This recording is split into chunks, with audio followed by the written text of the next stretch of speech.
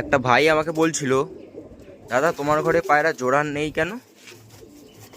তো আমি তাকে বলেছিলাম যে ভাই, সবসময় গরমকালটা আর বর্ষাকালটা পায়রা জোড়া না রাখাই ভালো। কারণ গরমে যেরকম মানুষের খুব কষ্ট হয়, সেরকম পায়রাদেরও খুব কষ্ট হয়, কারণ তাদের জলের খুব টান থাকে। তারা বাচ্চাদের খাওয়াবে নাকি নিজেরা খাবে, তাই জন্য পায়রাকে গরমকালটা আর বর্ষাকালটা জোড়া না রাখাই ভালো। কারণ বর্ষাকালে খুব একটা পায়রা ঠিকঠাক খেতে পারে না, কারণ ওদের যে ইমিউনিটি সিস্টেমটা, যে ওয়েদারের আবহাওয়াটা ঠিক তাদের শ্যুট করে না। কারণ ওয়েদারটা এমনই থাকে যে স্যাঁতস্যাঁতে টাইপের ওয়েদার, ওই টাইমে পায়রা ঠিক মতন খাবে না, একটু ঝিমঝিম ধরে বসে থাকবে।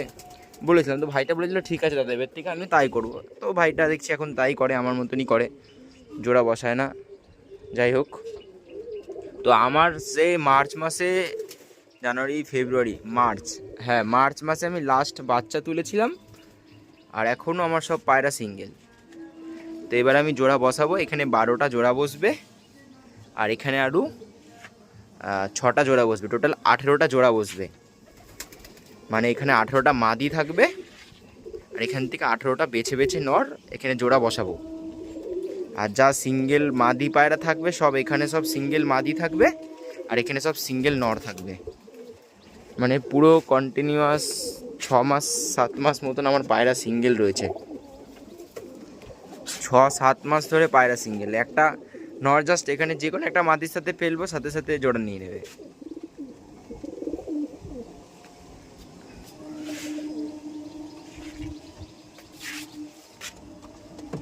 ভিতু মাদি, কিরে এর জোড়াটাও সেরা। এটা হচ্ছে একটা আমার মাদি, এটা একটা মাদি পায়রা আমার।